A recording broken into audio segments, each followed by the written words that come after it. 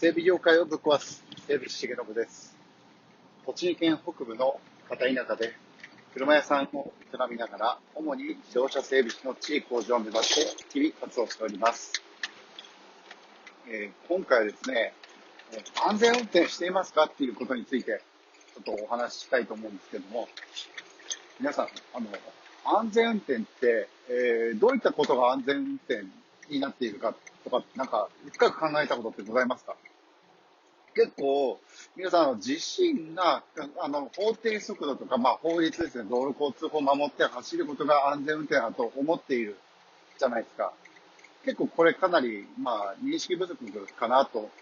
私は思ってるんですよね。それだけだとですね、結局、カバーしきれないものがある。それは何かっていうと、やっぱり空いてることを気遣うってことが、足りていないんじゃないのかなと思うんですよ。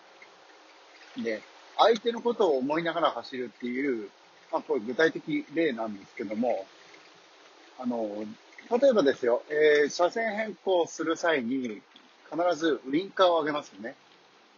例えばですね、2車線道路ですね、片側2車線の道路であれば、車線変更する際にウインカーを上げて車線変更しますよね。これは当たり前じゃないですか。でも、これ、言うなればですよ。これ一人で、例えば真夜中、本当に周り、何の車も走ってない状態で、ウインカーを上げる意味ってあると思います？自己啓発の意味ももちろんありますし、それが法律だからって言ってしまえば、もうそれが、正解になってしまうんですが、実はそうではないと。僕の考える安全運転っていうのは、あくまでも、これは周りへの、認識措置だと思ってるんですよ。だってそうですよね。ウインカーとかって、だって自分から見えるのメーター内だけじゃないですか。基本的に車の四隅についているもの、トラックであればもう少し高い位置についているものとか、複数の方向指示器によって、周囲への車へ知らせているわけですよね。というと、ちょっと見方が変わってくる。もう自分が車線変更する際に自分勝手なことを考えている人であれば、もう本当にウインカーを上げずに車線変更してきてしまうってことも、少なくない。でこれをよく目するのが本当は都会っていうか、少しは人口の多い場所っていう認識ですかね。人口の多い場所でよくありがち、見がちなんですよ。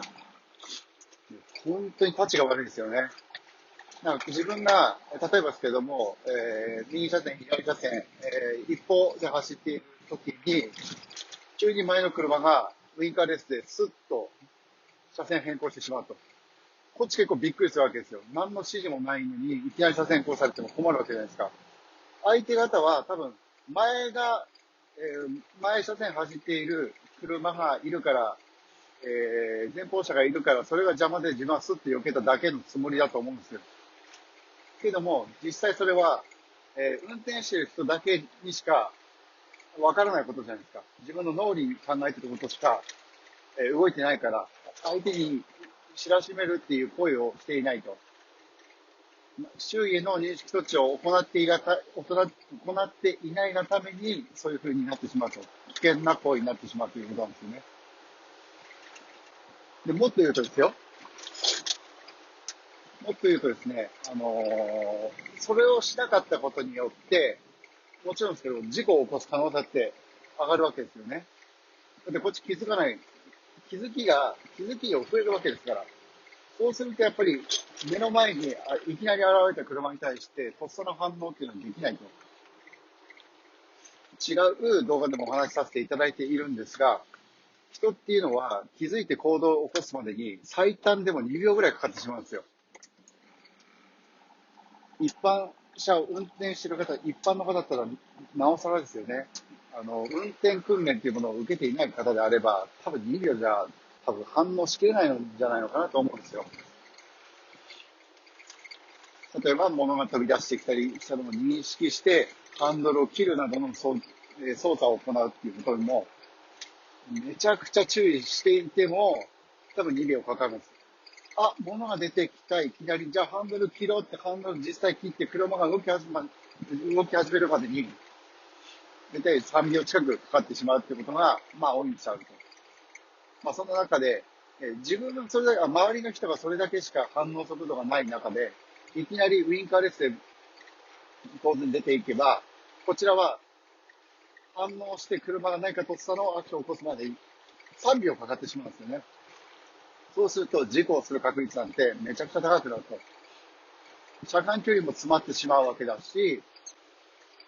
ね、さらに周りにね、もし自分の周囲の車が近くにいたりとかですね、後続車がいたりすると、余計に危険性っていうのは増していくわけなんですよね。そういうことを考えていかなくちゃいけないと。なので、安全運転っていうのは一重に自分が安全に運転するための動作っていうものではなくて、あくまでも周囲の環境に対して気を使うことが安全運転なんじゃないのかなと思っております。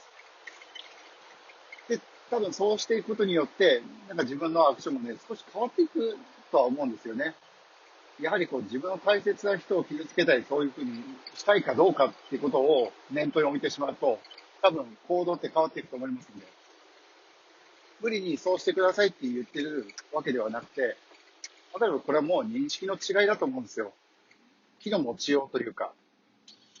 やはり安全運転第一でってよく言いますけども、周囲の環境に対して優しい運転をしましょうっていう言い方の方が、なんか伝わるものがあるんじゃないのかなと思って皆さんにお伝えしました。ぜひ活用していただいて、事故率をですね、下げたりとか、本当の意味での安全運転になったらいいのかなと。そして自分がね、自分の自動車ライフ、運転ライフっていうのがより良いものになってくれると嬉しいと思ってお話ししました。グッドボタン、チャンネル登録、各種 SNS のフォローもよろしくお願いいたします。少しでもですね、皆さんがこうやって安全運転に関してもう少し興味を持っていただけたら、嬉しいです。それではまた次の動画でお会いしましょう。バイ。